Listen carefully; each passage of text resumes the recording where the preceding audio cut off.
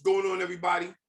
It's your boy Sensei Bigz and Emperor Soveryn from East Coast to West Coast, bringing you part 2 of West Side Connect. Today's topic is going to be State of the Union and our current situation of geopolitics, and as well as, you know what I mean, community progress and empowerment. So without further ado, E1T1 presents West Side Connection with Emperor Soveryn and Sensei Bigz. Let's get it in. Emperor Soveryn, what's good? What's on your mind, player? I'm feeling good. You know, it's really interesting. We're living in interesting times. You know, there's a curse you tell the people you don't like. You say, "May you live in interesting times." You know, and and if this isn't an interesting time, I don't know what is. It's historical. You know, the amount of propaganda and gaslighting and just political coercion, and what Dr. Malone said on Joe Rogan's podcast, he said there's mass formation psychosis. You know, have you ever thought, like, when I was a kid and I was learning about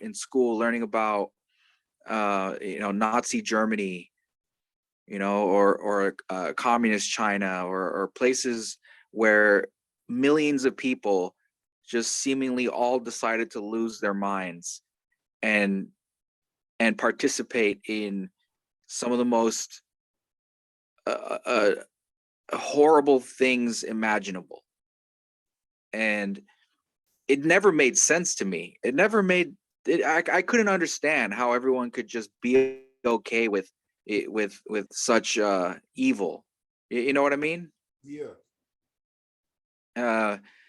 And you know, I think I understand now. I think I kind of understand now. You know, here in San Francisco, you know, we have some of the strictest COVID restrictions in the country. I think we're only beat possibly by New York. No doubt. Facts. Right. And but it just seeing people just go along and not really do their research. They just listen to the media. I mean, I do meet people who don't, who think different. And what's funny is if you drive half an hour outside the city, and it's a whole different story. It's like a completely different state. You know, you look on a map on politics, and you'll notice that it's like probably like 80% of California is red. No doubt. Facts. It's a big state, you know? Yeah, it's massive. You know, a lot of people forget how big California is. They I get a lot of shit from people who aren't from California. They don't understand what's going on here. They think we're all loonies. I worked for the Census Bureau for a while, and they sent me to Nevada to do work out there. And a lot of people would see I'd pull up in my Jeep, and they'd see the license plate, and it says California. And man, a lot of people were openly hostile to me. Word. You know? Yeah. They already had assumptions about who I was. And but after I would talk to them for a few minutes, and they would realize, oh, I'm not what they think I am, or what they think a California, especially a Californian from San Francisco, would be like. No doubt. Wait, you think they get you mixed up with all the stuff that they see, you know what I mean, through television? You know, like you said, like, you got to be like either rich or poor. There's no in between, right? Like, you know what I'm saying? The middle class. There's a misconception that we all get, like, that San Francisco, the Bay Area, especially San Fran itself, is like really uppity, like it's really rich right now. Like the poor class is at a downturn. Homelessness is at a rampant, state. And so, like, you know what I'm saying? If your politics don't align with the rich, then you're suffering out there. Is that true? Yeah, to an extent, you know, there is a working class over here, but I think part of the problem with the wealthy and with the privileged, you know, there is a class of people here that are completely out of step with San Francisco culture. To be honest, I a few years ago I used to drive Lyft, you know, as like a side thing. You know, I only did it for probably 6 months. I didn't really do it very long, but um, you know, I realized something. A lot of the people in San Francisco who are the lunatics, they're not even from here. Yeah. It's like, you know, it's like this city attracts all the loonies with money from all over the country. They come here. This is like their mecca. No doubt. But they're and they you know, they all work for, you know, big tech companies and biotech companies and finance. You know, San Francisco is the financial center of the West. Yeah. You know, just like New York is the financial center of the East. No doubt. Facts. Yeah. And so you know, there are a lot of the political class and the upper class here are mostly made up of transplants, and they work with each other. After work they hang out with each other. You know, they go to their little events with each other. They have literally no interaction with the people who are actually born and raised here, and they're so disconnected from the rest of like the working class San Franciscans that they literally think that we don't exist. And what I mean by that is, I know I've sort of picked the brain of some of these people, and you know, a lot of them aren't bad people. They're just in a bubble, Mhm. you know. And like San Francisco, there's like two different San Franciscos. Anything south of Market Street, you know, you got your financial district and you've got your downtown, and then you have some of the neighborhoods in that area to the west of downtown that it's all very rich people. It's like when you see those houses that look like the ones on like Full House. Oh yeah, can't forget that. Okay. Everybody knows that's iconic, bro. Yeah, yeah. The neighborhoods with those houses, those are the absolutely the richest people in the city. You know, you know, I grew up in a house that looked nothing like that. All right, and there are no houses that look like. I mean, maybe there's some houses with some bay windows, which is what that like three-sided window thing that you see. It's very iconic. I mean, that is a thing. But the Victorian style architecture that is iconic to the city is mostly in the very wealthy areas. And the people who live there, a lot of them, they're not from here. You know, a lot of the people who uh, it's like the people who make their coffee in the morning or serve them their food at the restaurants, or that drive them to where they need to go, or that open their door at their fancy hotels. You know, those are the people who are from here. Yeah. Okay. And you know, and so a lot of these people, they would tell me things like, man, it's surprising, you go to a lot of places in the country and they all have their own identity. They have their own accent, they have their own you know, subcultures, Yeah. and It's they think that San Francisco has no subcultures, has no local dialect, no local accents, no anything. They they are so in the bubble of like 1/4 of the city, you know, that's sort of like that. It's sort of like how New York, you know, there's Manhattan, and yeah. then there's like Brooklyn and Queens and, Yeah, you know, you're all right that. on that, exact. Like, and then Right. yeah, it's all and they all got their different way of doing business. You know what I'm saying? They got their own, you know, culture, their own, you know, Right. styles. You know what I'm saying? Right. Like, and so same here. You know, a lot of people in New York who are very wealthy, a lot of them hardly ever leave Manhattan, and they don't ever go to Queens. They don't, you know what I mean? They never go to Brooklyn or any of that stuff. They stay in Manhattan, and then they get this idea of what New York is like, and I'm sure it's I mean, that's a big place, right? So San Francisco's similar. You know, you have your downtown, you have your South of Market, and you've got your um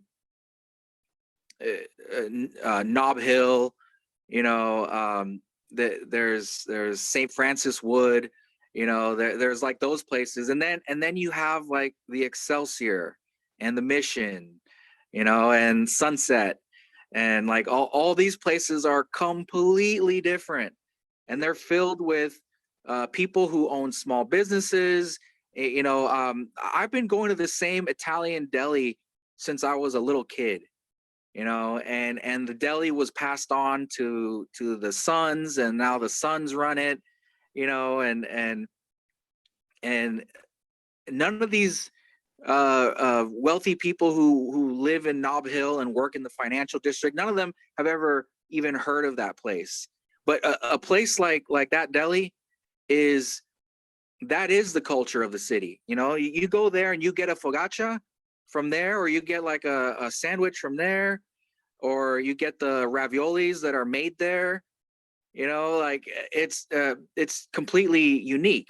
You know, and in the Mission District, you have some taquerias that are literally responsible for inventing the burrito. Yeah, you broke that And down. Yeah, it's real. yeah, and a lot of these people live in the northern part of the city. They never go to those places. They have no clue they even exist, and so they think that because they're surrounded by outsiders, they would tell me things like, it's funny because San Francisco is there's like nobody who's actually from here. God, that's real. They would tell me that. They would say it's San Francisco's a strange place. There's like no one who's actually from here. That's deep. I'm like, you know, all of my high school friends, they're all still here. And a lot of them own businesses. That's you what know, it is. and So San Francisco got an entrepreneurial spirit, right? yes. I have like, if I look at like, let's say my 8 of my best friends from high school, one of them owns a print shop called A. Maciel Printing. Another one owns a small hotel that he got from his dad, who owned it.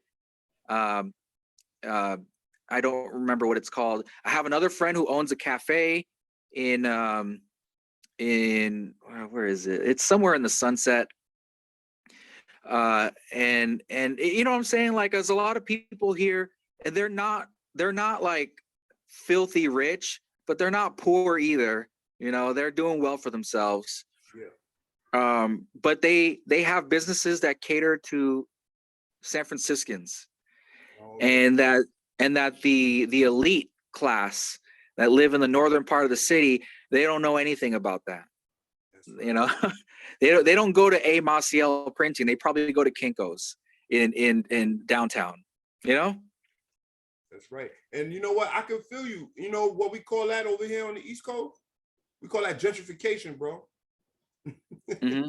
Gentrification. Yeah. Where you have a lot of, you know what I'm saying? You see nothing but all of these high-rise, you know, condos, you know, smart cities being built up. You know what I mean? And it's coming from in most of the, you know, downtrodden, underserved communities, minority communities. You know what I'm saying? Like over here in Baltimore, Maryland, you have, you know, Baltimore split up in 2 sides, east side, west side. You know what I mean? And the thing about it is, like, you know what I mean? Most people that live on the west side never really go to the east. They could be born and raised on the west side, they never go to the east. Most people on the east side never go to the west. You feel me? But one thing that's in common, is that, you know what I mean? It used to be like, from what I heard, and everybody can go back in history and check this out. You know, Baltimore is really, really known about for the race riots that occur here. You know what I mean? In the 1960s, I believe, you know, you had a major race riots, and in 2015, 16, around that time, you had another, you know, race riot for the death of Freddie Gray.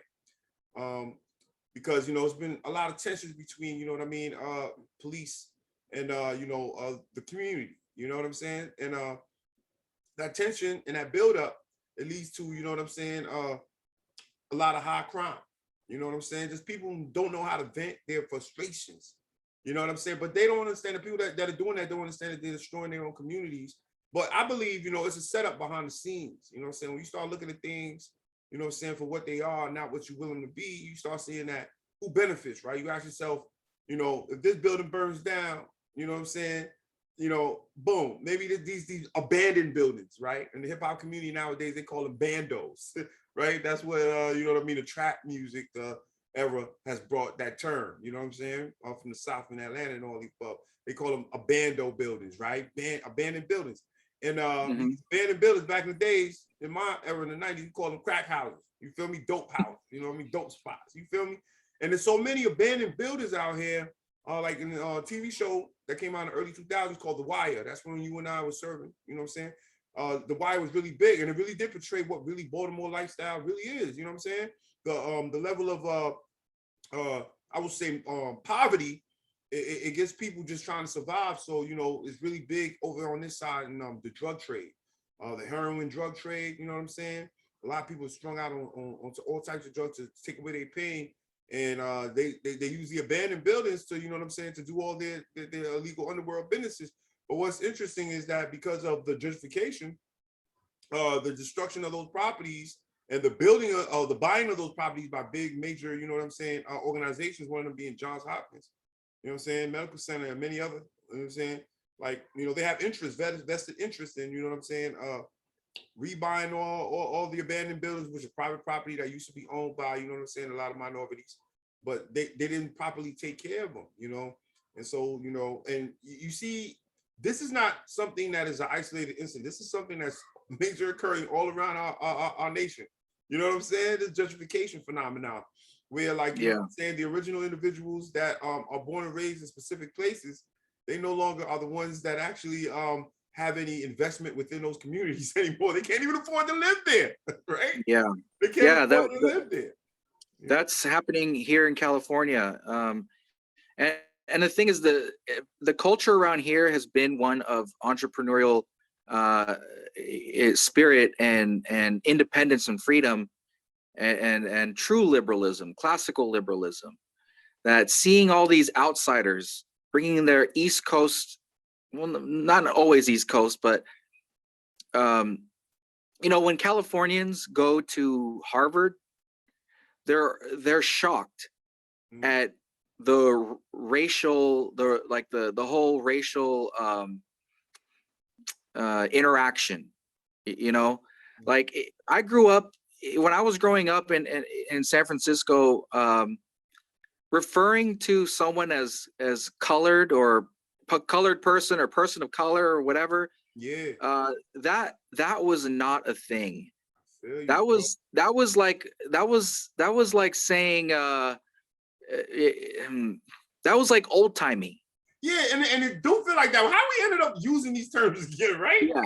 Yeah. That was like, even old people didn't say that, because it was even before their time. Exactly, colored people. Right? That's crazy, bro. We really are back to that.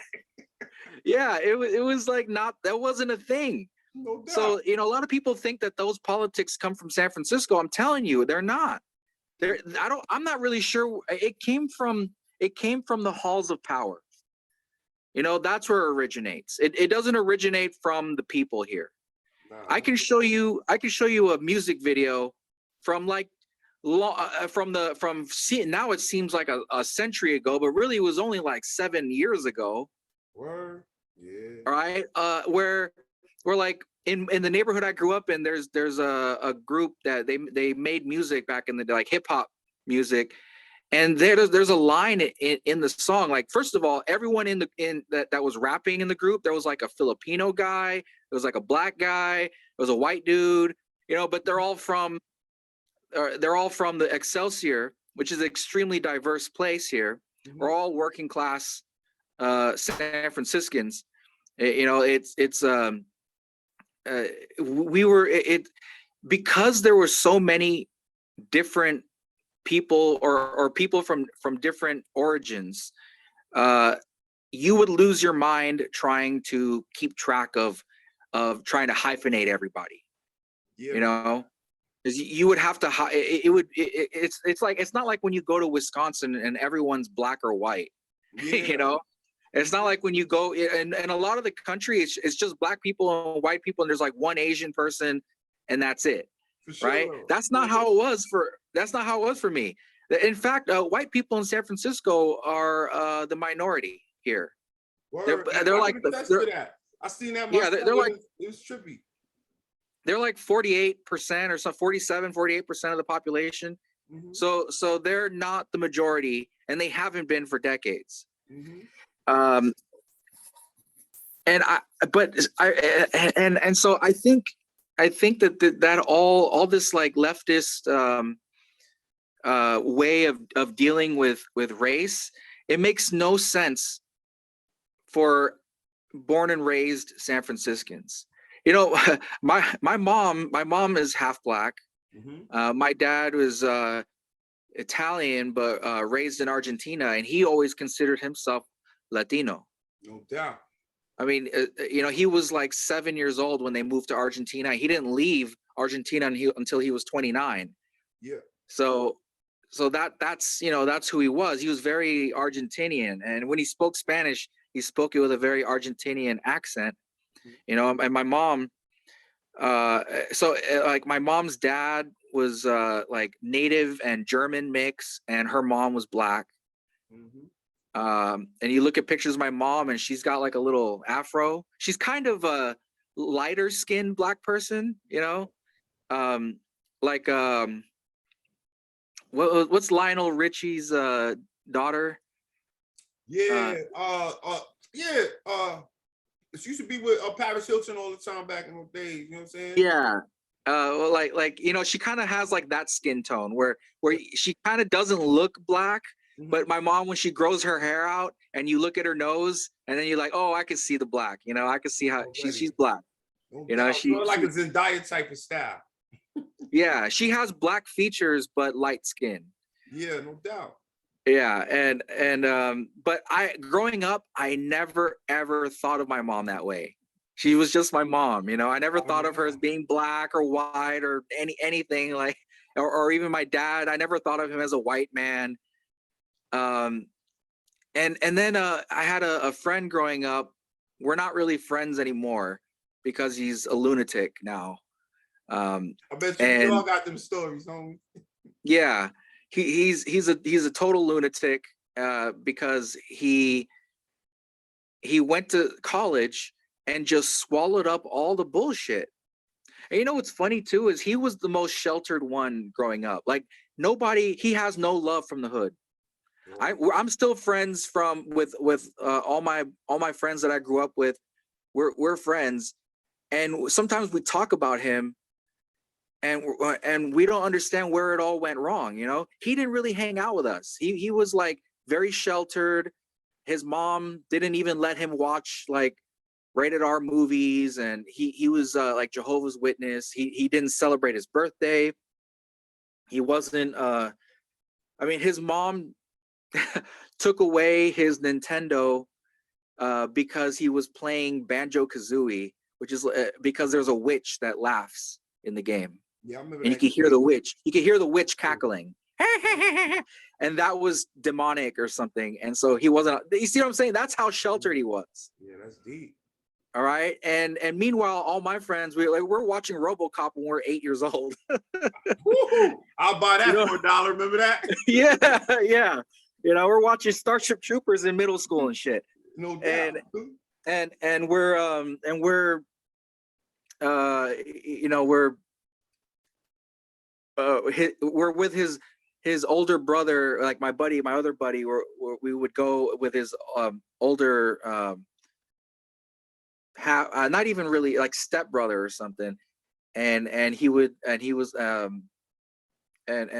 think when we were like 14, we're like smoking weed in the garage with his older brother. You know what I mean? Like we were, I guess, like bad kids or whatever, right? But and so he was representing that Bay Area style. Yeah. But he was never around for that stuff. Okay. He would only kind of hang out with us if we were at the park playing basketball or something. Yeah. You know. and so he's extremely sheltered. And now he's all on that racial shit. He's all over that racial shit. And you know what? He's like Colombian and Mexican. I think his dad was Mexican, his mom was Colombian. He's all about his Latino heritage and all this shit. And his Spanish is la raza. He's all about la raza, la raza. Dude, his Spanish fucking sucks. His Spanish is terrible. You know, there's nothing Latino about this motherfucker. No doubt. Right? And he's out there trying to rep something that he ain't even a part of. He never hung out with us. He was never smoking weed in the garage with, you know, with the 20-year-olds like we were, and speaking Spanish and joking about shit, and, you know, talking about girls or whatever. Taking rides over to Oakland and San Jose, back in the head in Richmond County. Yeah. He was never hanging out with us at the sideshows where people are driving their cars and doing burnouts and shit, and while drinking while we're 15. Like, he wasn't doing any of that stuff. No doubt. You know, he wasn't part of the community. The community, right? The grassroots. Yeah, I feel you. He was not in a part of the barrio. The people, right? The barrio, yeah, homie. Yeah, he wasn't a part of all of that, and now he's a college professor, or was a college professor, teaching. What was he teaching? Social justice programming. Yo, and that's where it all starts, man. I feel as if the institutions is indoctrination, bro. It is. It is. It's made him a total lunatic. I can't even talk to him. And the worst part is you can't talk to him. You can't try to, you know, like what we're doing right now. We're having a conversation. You and I, we're two different people. You know, I say he thinks that there's a left and a right. There's like two viewpoints or whatever. And I try to tell him, like, you know how many viewpoints there are? How many people are on Earth? Like 7 billion people or something. That's how many viewpoints there are. Well, after this pandemic, I don't know. The numbers, that's dark, man. That's well, you know, pure bloods, right? Pure bloods till we die. Pure bloods for life, man. For life, man. We gonna ride this out. You feel it? Hey, what's the 1988 slogan from Nancy Reagan? Just say no. Yes. Just say no to drugs. No drugs. Winners don't do drugs. That's right. I'm a winner, man. I'm a winner. Me too, player. Me too. We gotta stick on this, man. Because right now we're going through the wind of change. You know what I'm saying, man? Mm-hmm. This is so real. Like, you know, I feel as if we're being challenged. We're being challenged to see if we have any, you know what I'm saying, backbones. Mm-hmm. You know, because if you don't stand for something, you're gonna fall for anything. You know what I'm saying? Yeah. And like you and me, we were some tough guys in the military. We were really cool, you know what I'm saying, with people, but we were never pushovers. You got us really ticked off. Woo! And you had that fiery, you know what I'm saying? Whew. That, you know what I'm saying? And I think that's what we need as Americans, bro, to remember that the land of the free and the home of the brave, at the end of the day, it's called the home of the brave for a reason.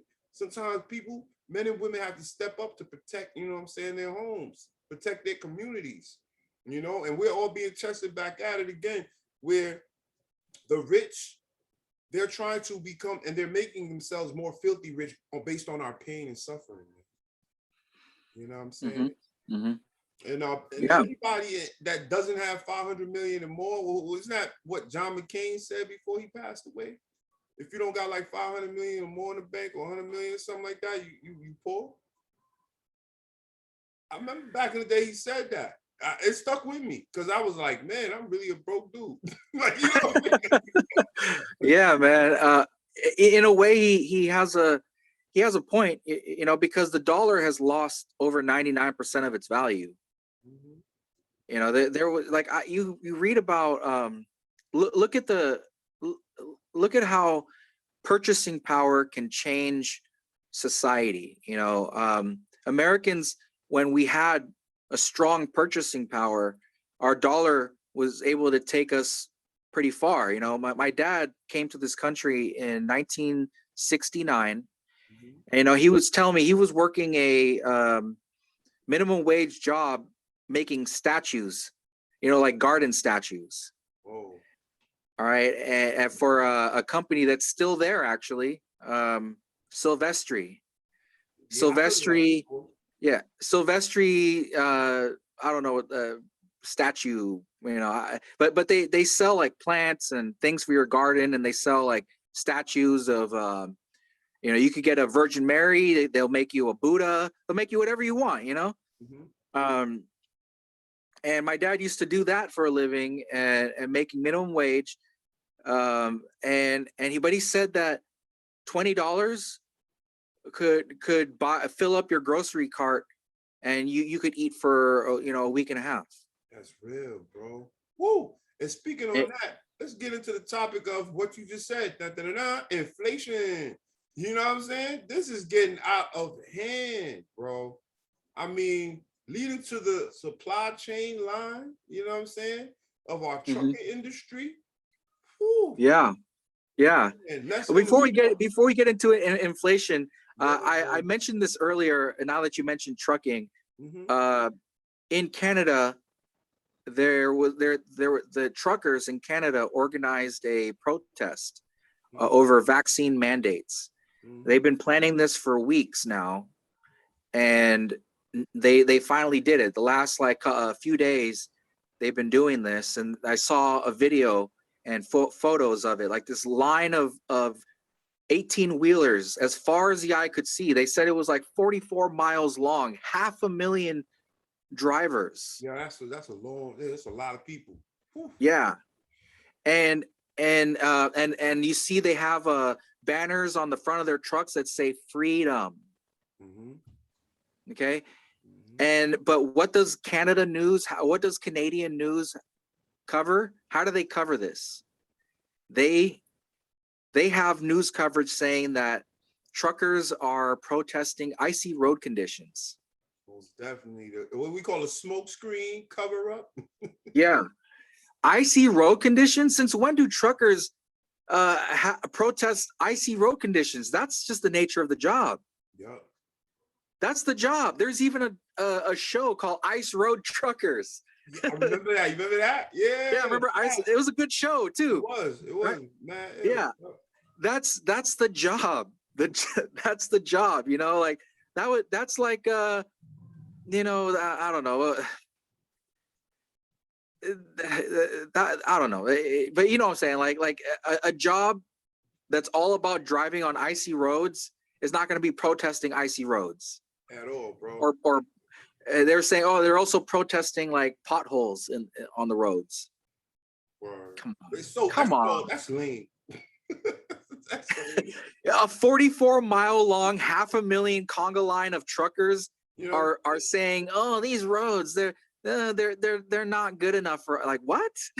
and truckers are tough, man. And, I know, right? Highly skilled and tough. You know what I'm saying? Like, Yeah. you know, number one, to like, you know what I'm saying, to let it be known, you know what I'm saying, for them to have any type of issue of any sort, it just lets it be known, like, you know what I'm saying, these are serious times we're living in. You know what I mean? And they're stepping up to the plate. I like the fact that they're stepping up to the plate. Matter of fact, I like the fact that the world is stepping up to the plate. I'm just waiting for that sleeping giant called the United States of America, the people of America. You know what I'm saying? That's sleeping right now, that's acting all divided based on their petty nonsense because we have our first world problems, right? You know what I'm saying? I think when they push us to put our backs against the wall, people are gonna, you know what I'm saying, drop their pettiness and they're gonna step up to do what they gotta do. Because what I mean by that, I'm just saying, and I'm attesting this to just simple facts. When people are comfortable, they got their heat for the winter. They got their clothes, they got their, you know, cable TV, and they got their Super Bowl coming up, right? Take away one of those. Take away that electricity. You feel me? Yeah. Yeah. Yeah, we're gonna see something. You know what I mean? Hey, by the way, I saw a article today that stated that supposedly our adversary of our United States of America, Russia, is supposed to be planning a EMP attack on our infrastructure. You know what I'm saying? Right on time after we are so-called going back on mandates. Don't you find that interesting? Well, they got to stop their narrative is crumbling. I'm watching on YouTube, and it's not just conservatives. I see like Tim Pool or Russell Brand, Joe Rogan, what's his name? Like there's a lot of different comedians, all right, that are pushing back, because comedians have always had this place in society where they critique the culture. That's a big part of being a comedian. Word up. And while in the past, comedians are almost always very liberal, and I mean like classical liberals, because you have to be if you're going to be someone who's going to be making jokes and telling the truth, or at least making observations about society and being truthful to themselves, and truthful towards others. That's what comedy is. And so you got the left now, who are trying to silence comedy. They're trying to destroy comedy, because comedy is in some ways like the core of free speech. Political cartoons.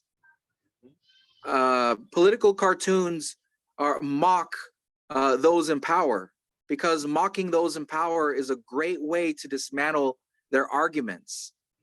And so when you've got dictators like Xi Jinping in China, where every image of Winnie the Pooh has been scrubbed from Chinese internet because people were making fun of the Chinese dictator because he's a portly little Winnie the Pooh looking motherfucker. No, he do look like him too.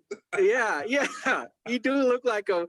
And so people made that observation years ago, and there's no Winnie the Pooh anymore in China. Like they fucking banned Winnie the Pooh. That's crazy. That's crazy. And that's how over the top this can get. Where even Winnie the Pooh can't escape. Something as innocuous as Winnie the Pooh, not allowed. Word, censorship. That's right. You know what I mean? So, and we are literally having that in the United States of America. That's crazy. To where, well, you see how they're coming after. You see how they come after Dave Chappelle? That was wrong on all parts. Like, that's terrible. Everyone loves Dave Chappelle, but I like Dave Chappelle. He stood up and he did it right. You know what I'm saying? He did it with Dave class. Chappelle. Dave Chappelle is one of the greatest comedians of all time. I second that. Yeah, no doubt. And I don't always agree with everything he says, but he's being truthful to himself. To himself, and and when he sees things that are obvious lunacy, he's calling it out. That's his job as a comedian. And that's our First Amendment right. Yes. We always say people died so we can have that right. Right. And it doesn't come from a place of hate. And that's what they try to frame everything as.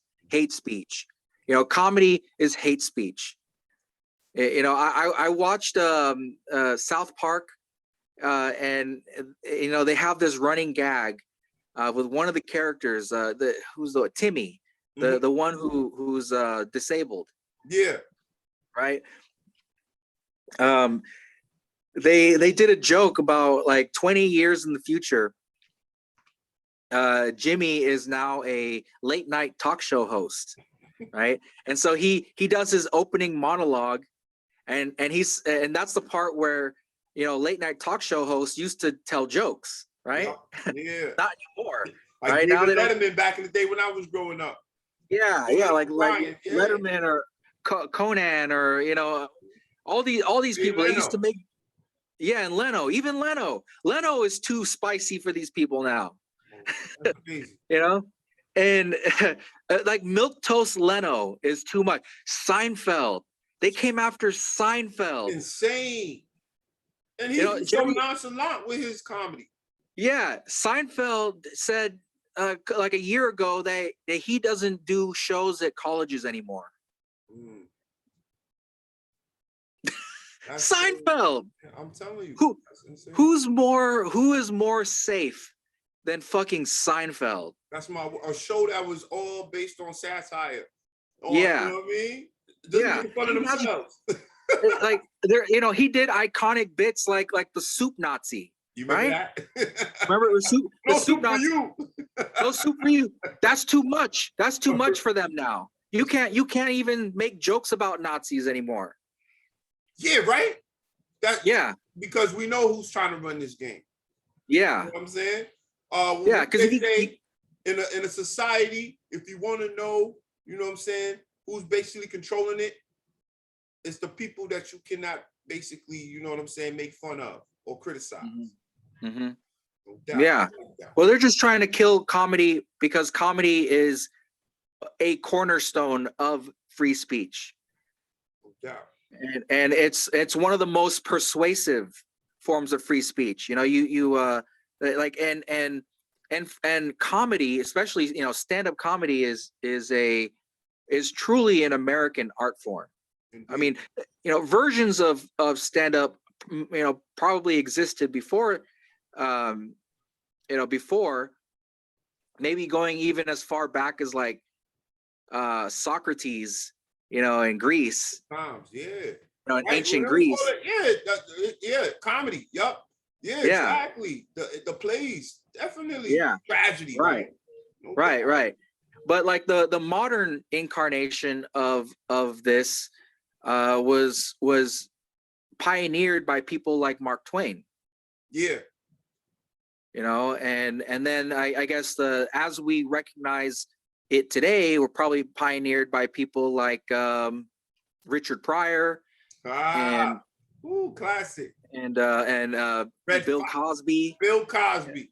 Yeah, that's right. Who unfortunately turned out to be, Bill Cosby, but listen, and that's one thing about life, right? Especially with the choices we make out there. It always comes back in a circle. It's karma. You never run away from your karma, man. No matter. Yeah. That's why you got to be humble to the people that you know what I'm saying, meet on your way up. Because they're going to be the same asses you might be kissing on your way down. You feel me? Yeah. And that's how I see it, like more or less. So we can learn from all those individuals that made those mistakes. We can literally learn from them. Like, here's another name. My man R. Kelly. We can learn from him. You feel me? You know what I'm saying? Go ahead. Like you said, comedy itself is supposed to be, you know what I'm saying, attributed to truth, but saying it in a way that makes people take away their ego. You know what I'm saying? Of trying to, hold people, you know what I'm saying, to certain non-standards. And when I say non-standards, I mean, like, at the end of the day, we project ourselves onto others, unfortunately. You know what I'm saying? We feel others are expected to behave a specific way that we in tune find acceptable, but we tend to not understand that people are individuals and have a unique presence in who they are. You know what I mean? Yeah, you're not going to be able to please everybody. You have to concentrate on yourself. You have to be the change you want to see. Yes. You can't, but I think when societies begin their downfall, it often starts with this notion that we can make people better. And better according to who? Word. According to what viewpoint. And that's the problem. When you try to make people better, like the Spanish, when they came to the New World and they saw these savages, they thought to themselves, we can make them better by force. And this is what always happens. The Soviets, they wanted to make people better. We'll call those that don't agree, we'll starve entire countries into submission. And so that's why we can't make other people better, because who decides what's better? Who decides what's better, indeed? Because like you said, when those conquistadors came over, they thought they were more civilized than the indigenous that were living off the land in peace. Yeah, they had their little, you know, skirmishes and all that, but they still had an order of things because they were living with nature, not against it. You feel me? And that's the thing that I think a lot of people don't understand. The natural way of life is on the land. You know what I mean? Because us in our cities, you know what I'm saying? We think, you know what I'm saying, we're all fast slickers, right? City slickers. We go to the countryside, we look at the people, we think, oh, they're slow. They don't really know too much. They don't got the latest wares. You know what I mean? They're not hip to the, you know, newest things. They're still dressing. They're still dressing like it's 2004. No doubt. But at the end of the day, they got something we don't got. They got contentness. You feel me? They actually are content with their lifestyle. You know what I'm saying? They know, like, you know what I'm saying, if the water in the sink don't work, they got a well in the back. I've seen it with my own eyes down south, you know what I'm saying, North Carolina, with my relatives down there. Like, you know what I'm saying? When they live in the boondocks, you know what I'm saying? That's what we used to call it, the boondocks. Where the TV show, the name got it from. You know what I'm saying? That's out in the country. You feel me? Out in the country. But people out in the country, they good. As long as they got what they need, they can grow their own food. They don't have to trip. But we gotta go to the grocery store. None in the grocery store, you SOL, convenience store. You know what I'm saying? And like, more or less, at the end of the day, you see, like, you know what I'm saying, back in the days in the Great Depression, people were, you know what I'm saying, something well-to-do. They never talk about the people that lived out in the country during the Great Depression. Were they really suffering? They weren't suffering. They had control of their property rights. They had control of their communities. At that they depended upon each other. You know, they knew their neighbors. In the cities, people out here, man, everybody, you know what I'm saying, like in Baltimore, I can speak for Beemore, and I can speak for most East Coast cities. And I know it's similar to you in the West, but people are selfish, man. People are all about themselves and trying to compete with each other. It's that fast mind. Everybody wants to one up each other based on, you know, I'm doing it better than you, you know. I go out here, you know, I try to spread, you know what I'm saying, the message of empowerment. Some people look at it like, you know, you trying to hustle me.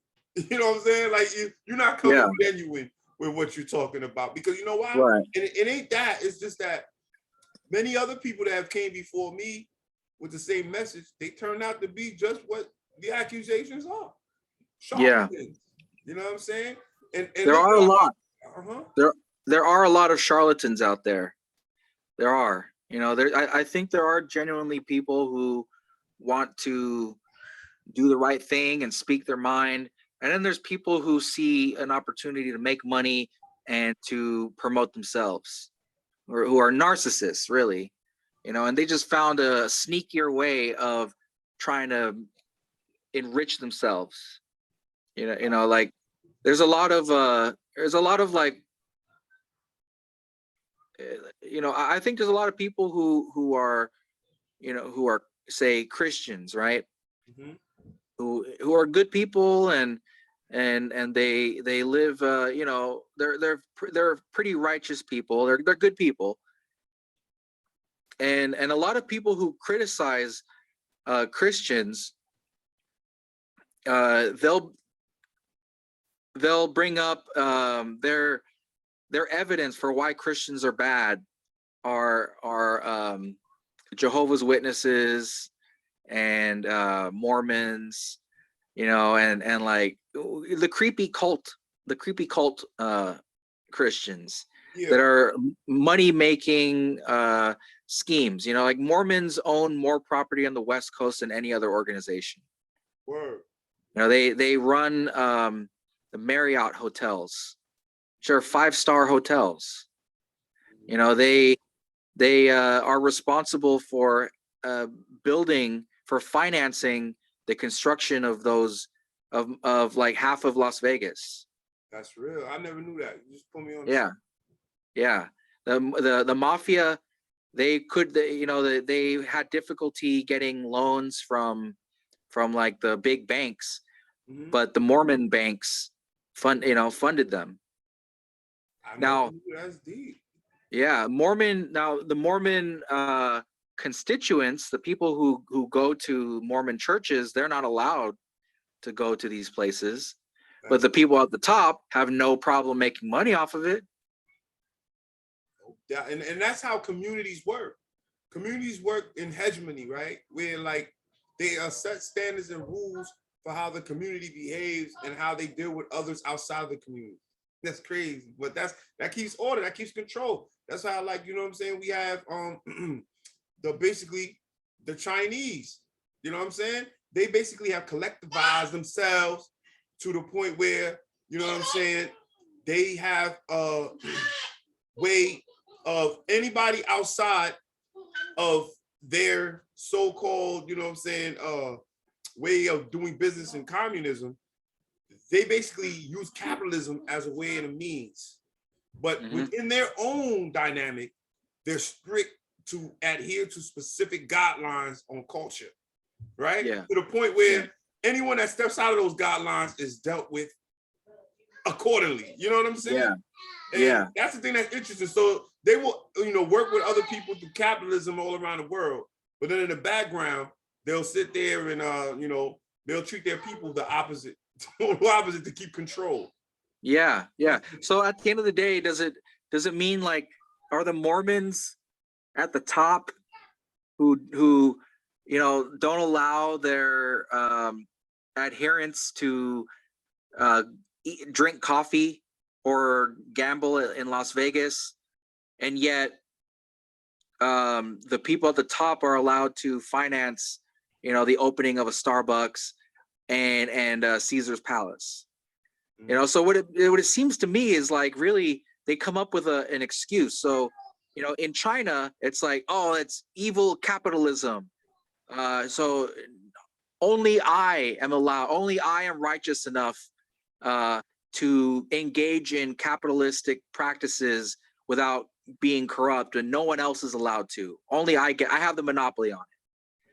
You know, and then the Mormons are the same way. But instead of capitalism's evil, it's God said so. No doubt. You know, God says only I'm allowed to make money off of casinos, but you're not allowed to. That's real. That's real. Like, so it just seems to me that there's greedy ass motherfuckers out there who just come up with a story as to why they can do it and you can't. Do as I say, not as I do. Or like they say nowadays, rules for thee, but not for me, right? Everyone during the so-called pandemic had to wear masks, right? It was mandated. But all of the so-called leaders out there, hence, you know what I'm saying, we seen the House Speaker of the United States of America, you know what I'm saying? She basically was caught not wearing one in the, you know what I'm saying, Capitol. And she's the one that put down that mandate. That's kind of crazy. Yeah. And you see, and they're fining anyone else. They're fining like representatives and Congress people. They're fining them for coming in without their mask. But Pelosi, she can do whatever the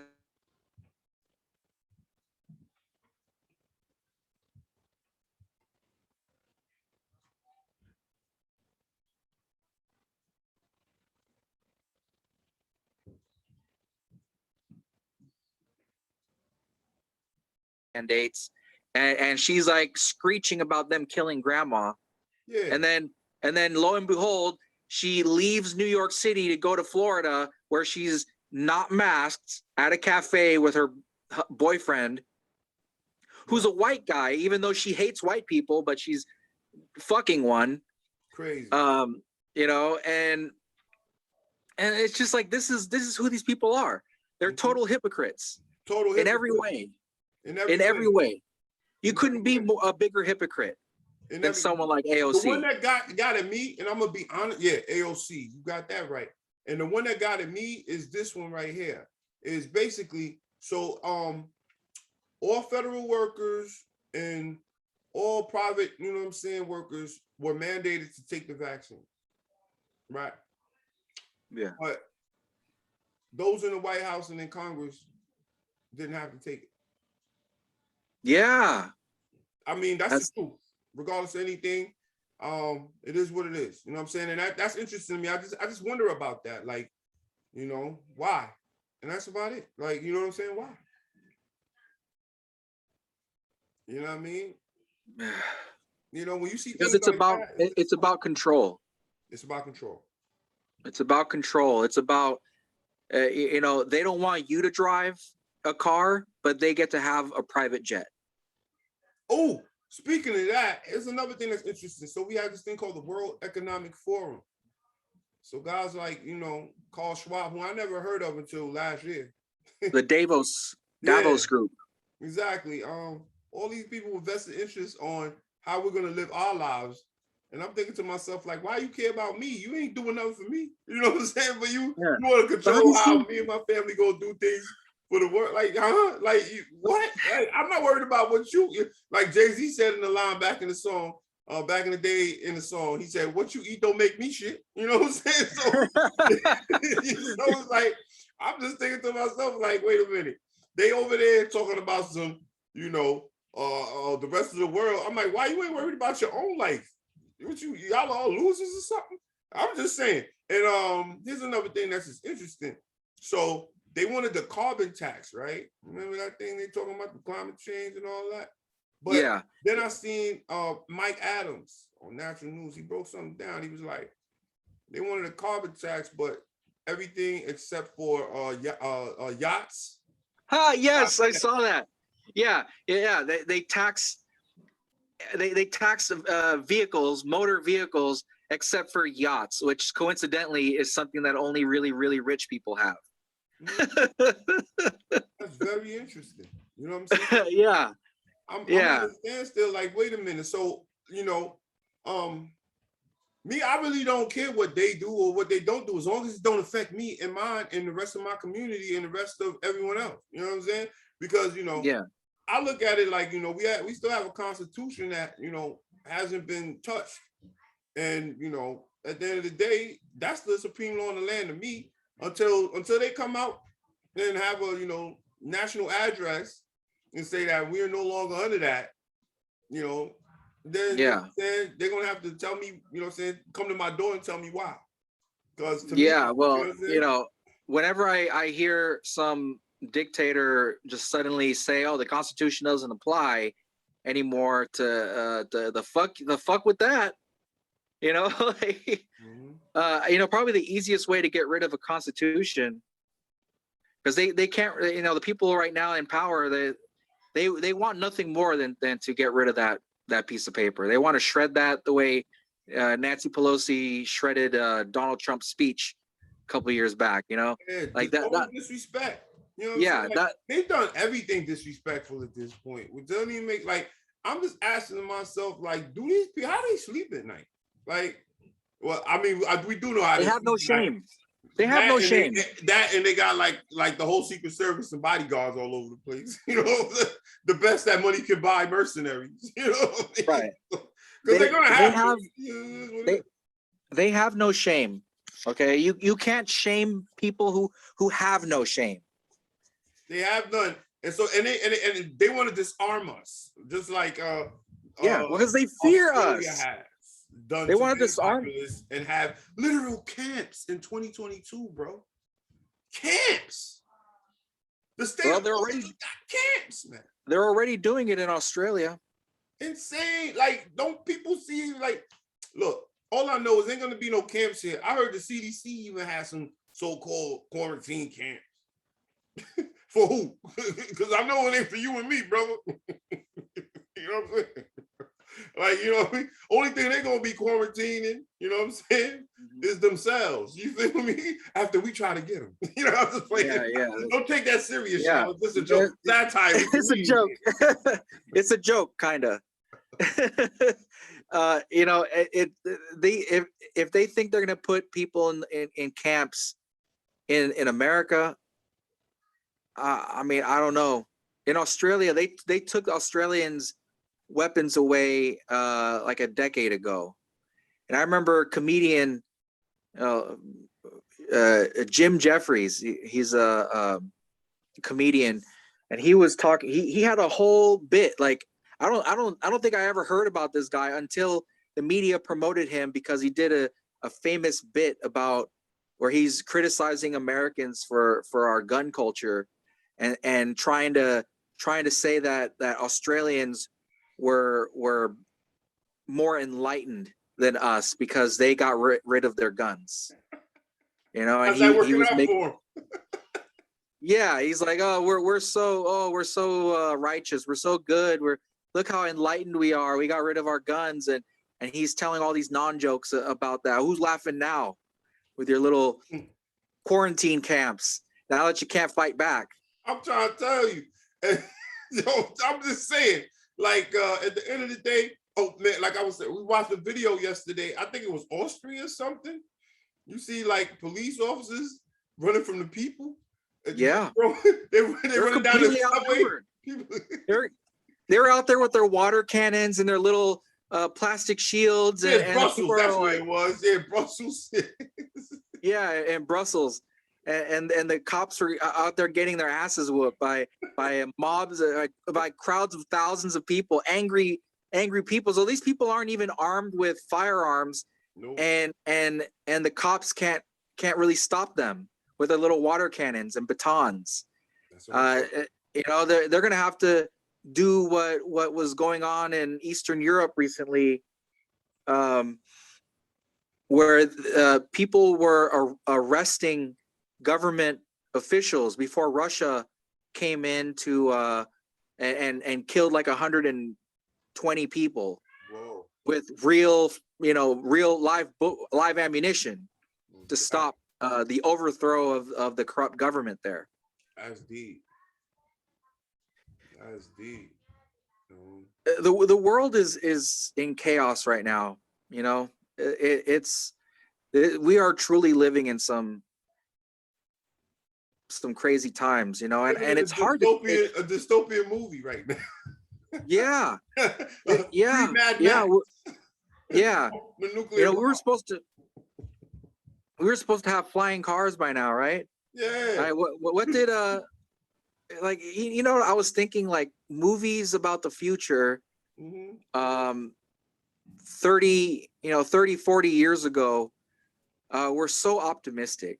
And even the ones that were not as optimistic were far more optimistic about the future anyway, just based on how things were at the time, you know, like even if the movie had elements of authoritarianism creeping into their futurescape, they still had cool technology and people were still living relatively, you know, middle-class lifestyles.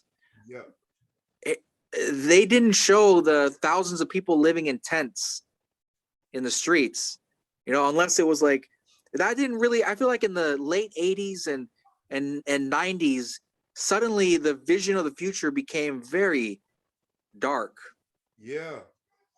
And even movies that kind of made fun of that. You know, remember like Demolition Man? Oh man, classic. Oh yeah, that movie classic, because they always tell you it's a cataclysm that occurred, a great San Andreas fault. You know, it created San Angeles. Yeah. You know, or yeah, we'll take it back then, because you're right. The 90s, we had like, you know, those remember the video game movie called Double Dragons? Yeah. Yeah. And then they made the live action of it. And it was crazy. It was based on the same thing, you know what I'm saying? An earthquake happening in San Francisco, in California, that switched up San Francisco and Los Angeles and created this new land, you know what I'm saying? And it's all the same thing, the same theme all throughout. They always talk about the big quake that's gonna take place. You know, how do you feel about that? Knowing that, you know what I'm saying, you're in the heart of Cali. You know, it's funny that's been a running gag around here. There's always this thing, like there's a museum, the museum, what was it called? The natural history, I forget. There's a famous museum in the Golden Gate Park here in San Francisco, and they have an exhibit. They have a newer one now, but there was this, they've always had a version of it where they show what it's like, what like the 1908 earthquake in that destroyed like half of San Francisco 100 years ago. You stand on a platform, and then the platform would shake in the same way that that destroyed the city a century ago. Wow. And you know, and then they and this was like early 90s, I remember. You know, you stand on the platform and you feel the earthquake, and it's like teaching you about how earthquakes work and tectonic plates and all that stuff. And they talk about the San Andreas fault, Yeah. and all the science behind it. But then they would always end by saying something like the next big one is coming at some point. No doubt. You know, and because it is inevitably, it will happen again. That's real. The earth is alive. We tend to Right. take for granted that we live in a biosphere. You feel me? That the earth is alive, regardless, it's teeming with life. So how can we just think that we're just the only, you know what I'm saying, thing that matters? Nah. Yeah. And Everybody now they have a new one that's really cool. They have a newer one. You go inside this structure that's on a platform that moves, right? And you go inside it and you look, if it looks like you're in a house, and you see like the plates, you know, in the cupboard, and there's like paintings on the wall, and there's a window, and behind the window you could see outside. It's like a video or like a screen, you know, that is pretending to be a window. And first they're like, the year is 1908, and you look outside and you see like horse-drawn carts. Yeah. You could hear people walking by. There's someone saying, extra, extra, read all about it, you know. Yeah. It's all like how San Francisco was 100 years ago. Mm-hmm. And then they shake the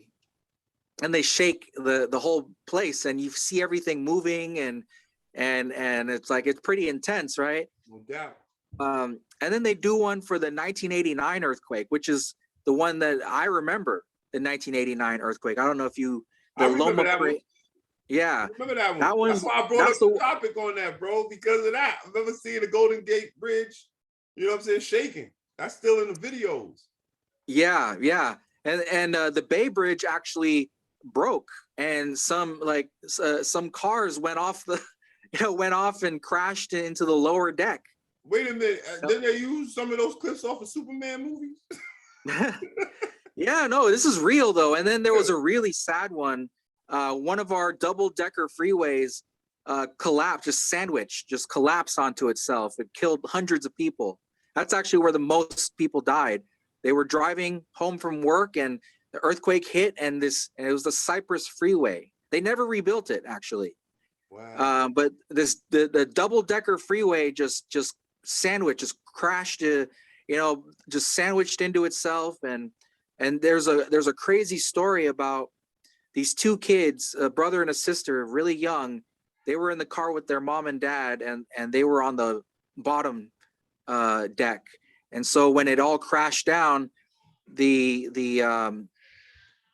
freeway fell on and instantly killed their parents. Man. But they survived in a pocket. Somehow the front of the car got completely smashed. Their parents died instantly, but they were alive. And they were alive in that car with their dead parents for days. Whoa. Before they were rescued. That's ill. Yeah. There's all kinds of stories about the 89 earthquake. I was at home with my parents. I didn't know what an earthquake was. Mm-hmm. I was like 5. Mm-hmm. And or like 4.5, 5 years old when it happened. But I remember like it was yesterday, because I'd never felt an earthquake that powerful before since. Even though we have earthquakes all the time. Facts. Yeah, we had like a couple times a year. You'll feel it. You'll feel the shaking, and it's no big deal. But the 89 earthquake, that was ridiculous. Like the whole house was just like moving a lot, like it was crazy. Anyway, you wanted to talk about inflation, right? Yeah, let's drop that. Let's talk about that real quick. The price of everything around here, San Francisco is already like the most expensive city in the country. Mm-hmm. The only place more expensive than San Francisco is like parts of Manhattan. Yep. So even like a small, 2-bedroom house around here in a tiny, like 1,100 square foot house, it'll cost you like $1 million. Wow. You know, like 900,000 plus tax, That's right? And if you want like a nice house, get ready to spend $8, $9, $10 million. man. So the prices around here are outrageous for homes. You know, food is getting really expensive. You know, I always see when I watch the news, especially national news, and you hear the anchors are complaining about gas prices. Gas prices have risen to $3.20 a gallon. Oh, I'm like, $3.20 a gallon. Where the fuck is it that? Because it's like $5 a gallon around here. Yes. You know, yes. like $3.20 a gallon sounds like a deal to me. Right. You know, Yeah. I haven't seen $3.20 a gallon in like decades around here. That's crazy, bro. Woo. That is awful. Yeah. When I think when Trump was in office, it came down to like 350, 340, came down around there for a while. That was nice. No doubt. And then as soon as Biden got in office, literally 2 months later, it was like 480, 470. That's crazy. For 85. If you wanted like premium gas, you're paying over $5 a gallon. I've seen, if you go to some of the rich areas in the Bay Area where all the like billionaires live, they're paying like $7 a gallon. Word. $7. That's crazy, man. And that's nothing but like chump change to them. That ain't nothing. They could survive that. You know what I'm saying? That right. But still, it is really crazy how expensive. That's sick. That I like, and you know what gets to me is it's all artificial, brother. It's all like, you know what I mean? People just playing with our lives. Just because, like, you know, they literally, you know, they call it the Hegelian dialectic. They're literally creating problems just to have a reason to say they did something to create a solution. Problem, reaction, solution. You know what I'm saying? And I'm glad that everybody is awake to start to see it. And even if you're not awake, you still got to ask the question, is this normal? And you got to ask the question is, why? Why are things the way they are? You know what I'm saying? And because we now have the internet, which they're trying to censor everything, you know what I'm saying? At the end of the day, you still can't censor your experience that you experience firsthand in your own life. Feel me? You know how I went and got breakfast with a buddy of mine 3 days ago. And we went to a place called the Good Day Cafe. It was good. It's really good. We both got the special, which was steak omelet. And we also ordered some biscuits with gravy and a coffee each. So steak omelet, it came with some hash browns and some coffee and you know, two biscuits with some gravy on it. You know, how much do you think we paid? How much do you think our bill was for omelets? Bro, don't tell me it was like $50 a plate. It was $55. Oh my God. For omelet and some coffee. Why don't you just pack an egg next time, put it in a coffee mug and put it in the microwave and voila. Yeah. And my buddy was like, he looked at the bill. He's like, what the fuck? He's like, I thought it'd be like 35. I'm like, dude, that's 2019 prices. No doubt. $35 is already outrageous. But that's what we were paying 2 years ago. 2 years ago. Yeah. Man. Yeah, this is like, you know what I'm saying? They really are trying to turn this place into a third world country. That's it, bottom line. That's what we're witnessing. And they can't, They can't no longer, you know, they can't point a finger at a boogeyman anymore.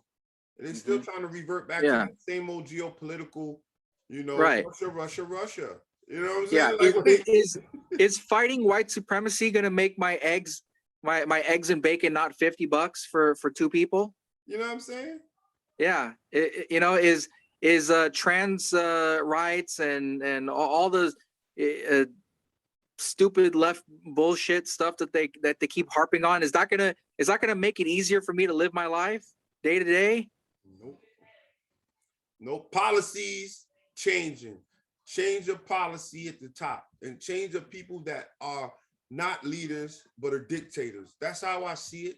That's how it is, and everybody knows it. You know what I'm saying? At the end of the day, they're hypocrites. You know what I'm saying? And we at the bottom, we just have to know this piece of truth and move accordingly to treat each other at the bottom with respect, to know that it's not our fault. We're not the ones to blame, no matter what background, what race, creed, color, or ethnicity, or whatever leaning that you have towards your, you know what I'm saying, lifestyle. It's not your fault. Don't blame yourself. Don't blame others that are in the same boat as you that are suffering. Blame the people that can afford to survive and live prosper, or are prospering off of our, you know what I'm saying, negative environment, as well as prospering off of our pain. All right. You know what I'm saying? So everybody out there, you know what I'm saying? Time is running out. If we do not unite and put away our fundamental differences, we all are going to end up united in a FEMA camp. You dig what I'm saying? Yeah, we're gonna be all equally dead. You know, in like there's equality in death, right? No matter how rich you are, and what color you are, we all die someday. That's right. You know, and so we got to make do with we got to get along. You know, we have to target central banking and the Federal Reserve. All right, you know, you want racial justice, get rid of the Federal Reserve. You want trans rights, get rid of the Federal Reserve. That's right. You want to afford a home, Federal Reserve. You want to clean the environment, no doubt. Federal Reserve, get rid of it. No doubt. We have to financially unleash humanity. Yes, we do. And that's the only way we're going to address the issues. We can't rely on people in charge to come up with stupid ideas that are only going to harm us in the long run. And then make, you know what I'm saying, themselves enriched based on those stupid ideas. You feel me? And we gotta all call it out.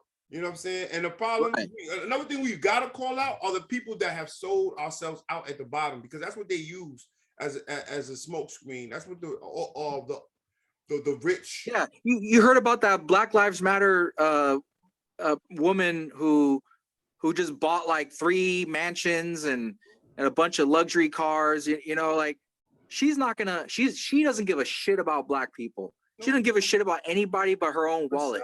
Exactly. And you know, to add insult to injury, she stepped down after she was outed.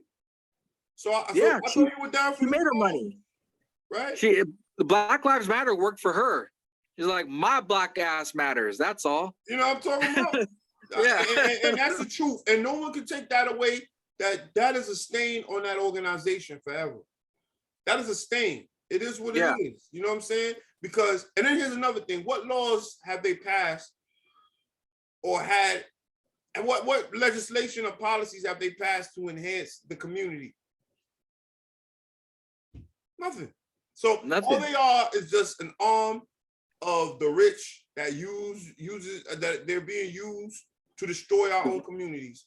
Divide and conquer. I say that because, I mean, let the facts speak for themselves. There's a documentary out there from many different communities that state that they've never helped the communities they so-called have been enriched to help. They haven't. It's not me saying this. I'm only just, you know what I'm saying, being a conduit of information for those who don't know, so they can go do their own research on this.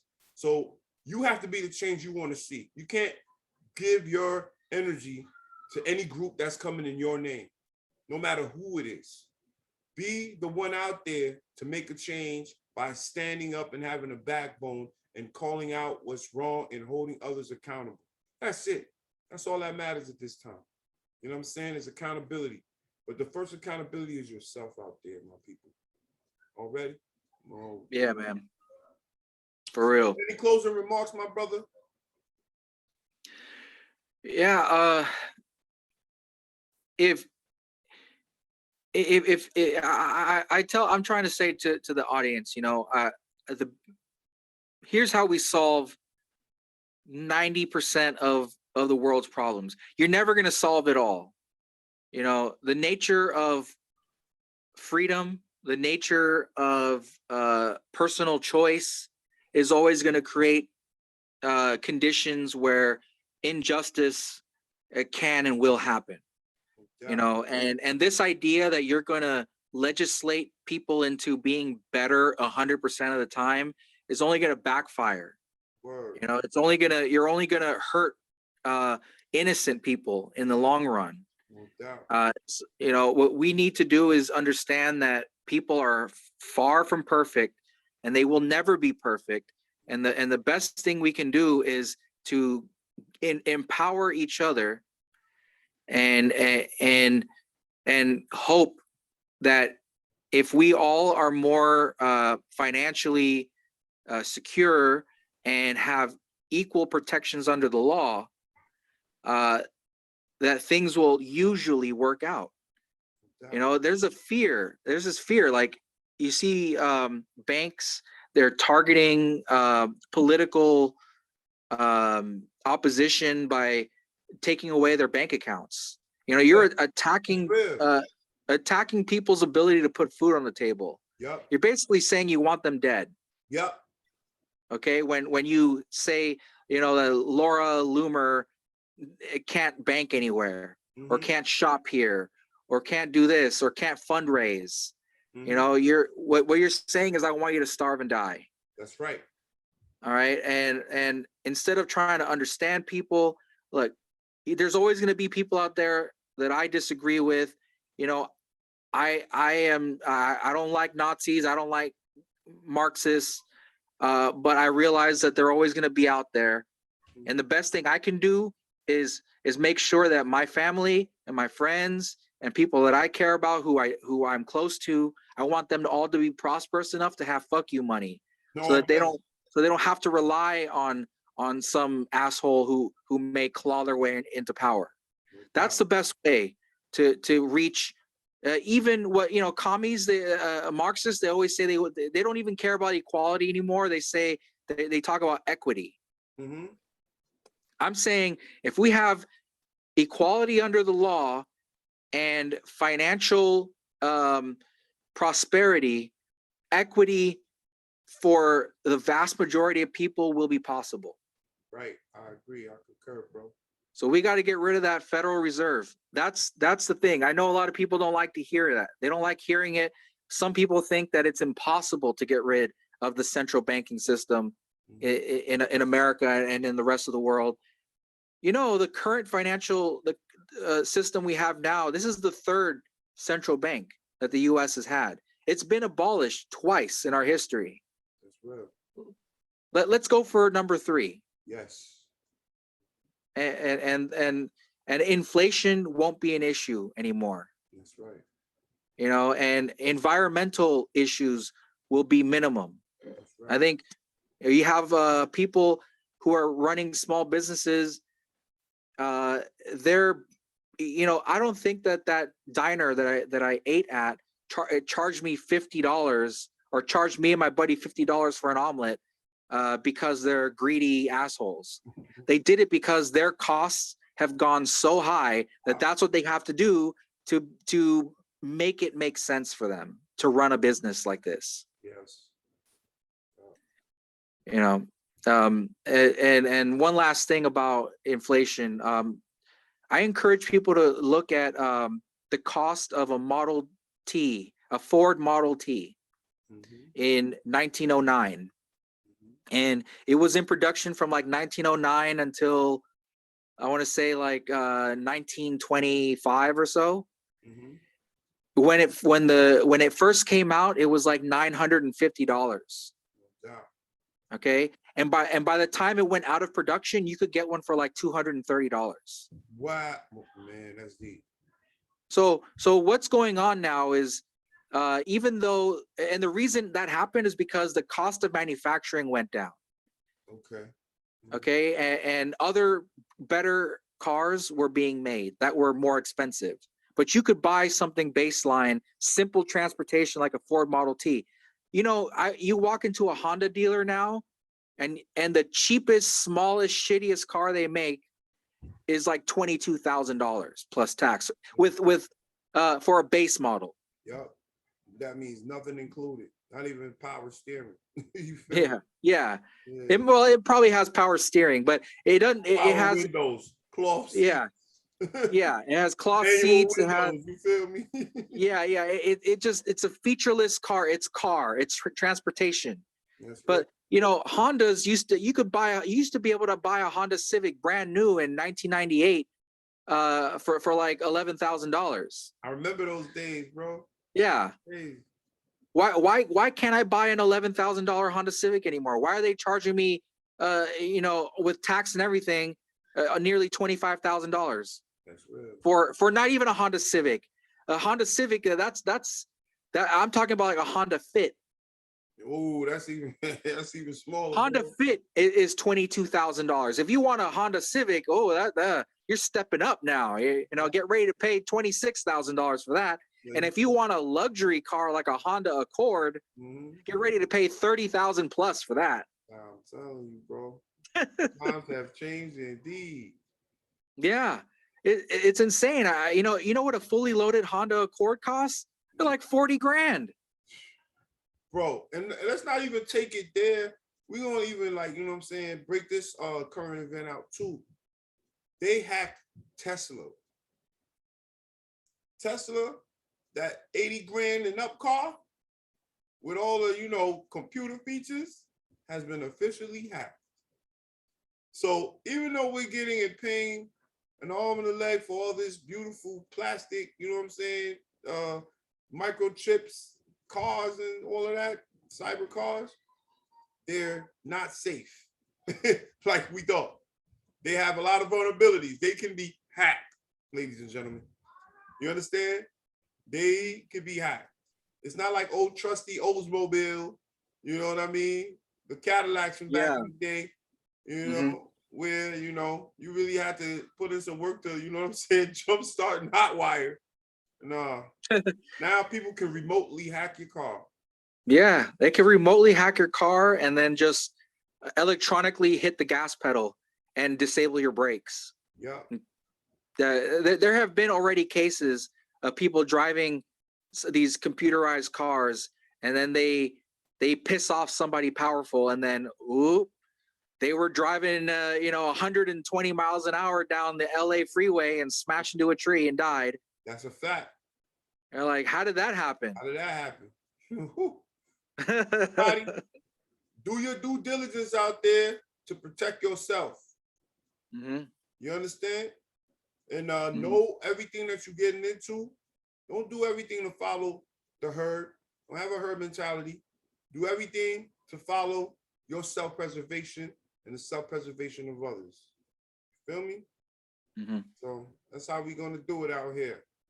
It's E1T1, West Side Edition, holding it down with the Emperor Soveryn, you know what I'm saying? And the Sensei Bigz. And we let it be known that all is one and all is well. And we're gonna catch you guys on the next ride. And next time we do this, we're gonna be prepared and ready to ride. You feel me? So my brother, yeah, man. Love to you. Hold it down out there on the West Coast and do your thing. And I'm gonna do my thing on the East Side. And we're gonna connect on all sides. You feel me? And all my people out there, shine. Feel me? So yeah. That being said, yeah. All right, man. See ya. You have a good night. You too, brother.